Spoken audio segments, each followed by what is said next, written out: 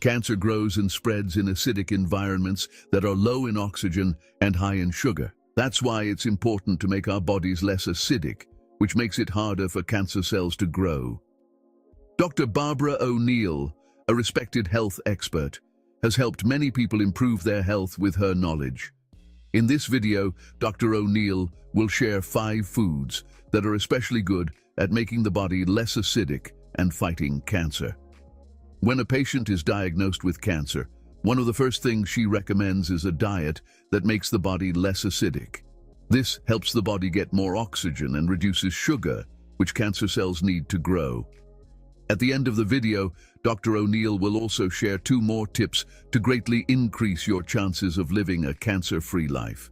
Before we talk about foods that make the body less acidic, it's important to understand what pH is. Our bodies are always working to keep a balance between acidity and alkalinity in our blood. This balance, called pH level, is affected by many things, including what we eat.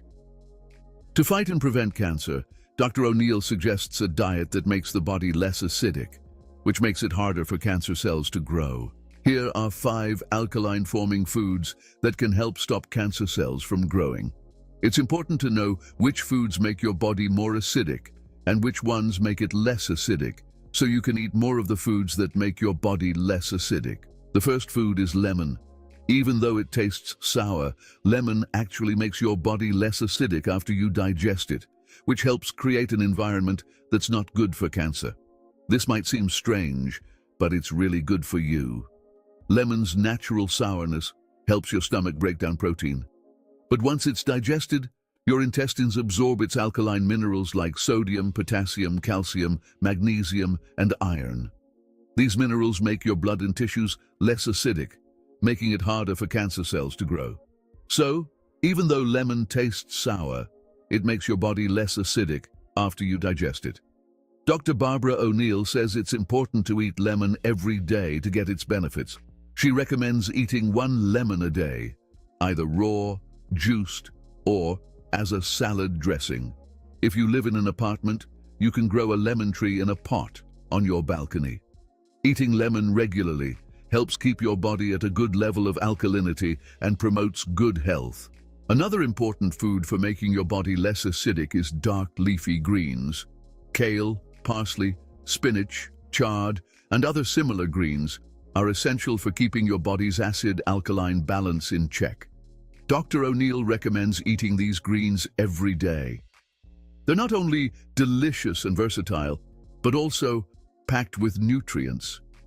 They provide essential vitamins and minerals like iron, calcium, and magnesium, which contribute to overall well-being.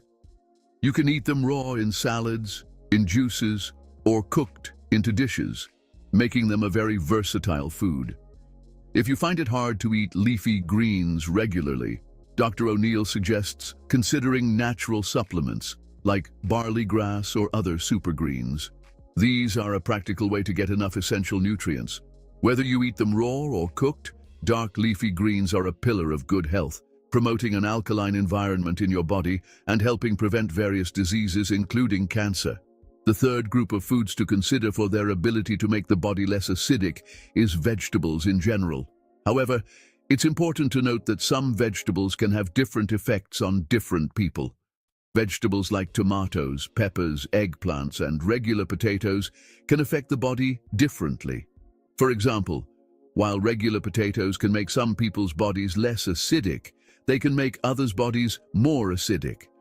It's important to distinguish between regular potatoes and sweet potatoes, which are a type of yam and have different properties and are generally more beneficial. Belonging to the nightshade family, regular potatoes can cause different reactions from person to person. That's why it's important to listen to your body's signals. If a vegetable causes discomfort or a negative reaction, it could mean that it's making your body more acidic. Paying attention to these reactions is essential for customizing your diet and getting the most benefit from these foods. Adapting your diet based on your body's individual responses is essential, as each body reacts uniquely to foods. Dr. Barbara O'Neill encourages you to pay close attention to your body's signals and adjust your diet accordingly. No expert can say for sure how a food will affect each individual. Only your body can provide this information. Customizing your diet based on your body's responses is the key step to achieving a healthy acid-base balance.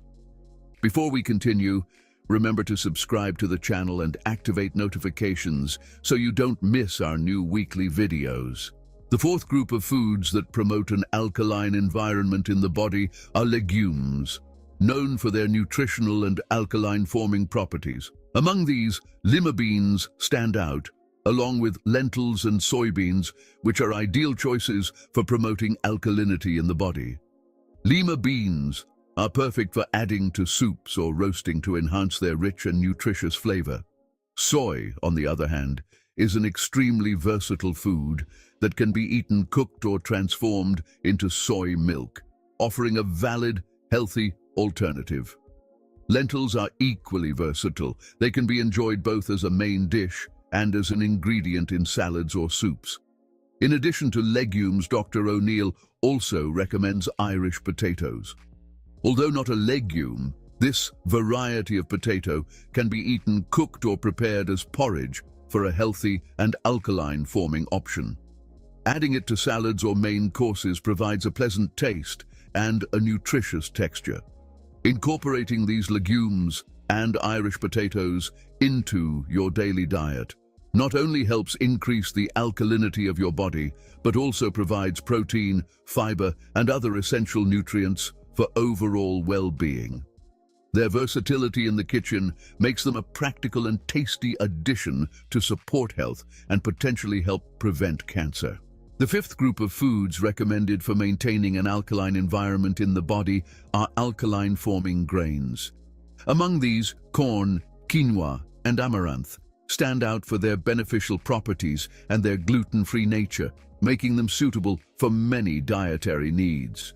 Corn is an alkaline grain that can be cooked and used in a variety of preparations, such as stews, salads, or porridge.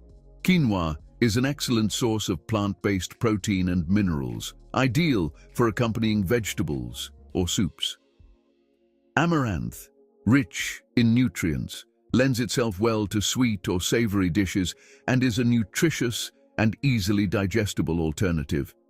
These grains offer not only benefits for the body's alkalinity, but also a significant intake of energy, minerals, and fiber, making them a valuable choice for a balanced diet. Regularly incorporating these foods into your diet can help support overall health and create a body environment less conducive to the development of cancer cells. Its versatility and neutral flavor make it an ideal ingredient to incorporate into many recipes. Quinoa, another highly alkalizing grain, lends itself to various preparations, such as salads or porridge, and is distinguished by its high content of protein and essential amino acids. Amaranth, lesser known than quinoa, is a grain with a long tradition of consumption, particularly among the Aztecs. Small in size, once cooked, amaranth takes on a slightly sticky consistency, similar to pasta. Like corn and quinoa, it is an excellent choice for promoting blood alkalinity and counteracting the proliferation of cancer cells. Incorporating these grains into your daily diet not only helps maintain an alkaline environment in the body, but also provides important diversified nutrients. Whether it's stews, salads, or porridge, these grains offer a healthy and tasty option to support well-being and potentially counteract the development of cancer cells. Adding corn, quinoa, and amaranth to your diet is a useful strategy to promote body balance and adopt a diet aimed at cancer prevention. Another important food group is nuts, especially almonds and Brazil nuts. These foods, like other seeds, have an alkalizing effect on the body. Almonds, for example, can be eaten raw or made into almond milk, while Brazil nuts, tasty and nutritious, are a great support for increasing blood alkalinity. Both varieties of nuts are excellent choices to promote a healthier and more alkaline internal environment. One of Dr. Barbara's tips for fighting cancer is sun exposure. She believes that anyone with cancer should get regular sun exposure, no matter where the cancer is. Sun exposure is essential because the sun's rays penetrate deep into our bodies and help cleanse them. The number of skin cancer cases has increased, especially since people started avoiding the sun and eating unhealthy diets. Vitamin D deficiency is a key factor in the development of skin cancer.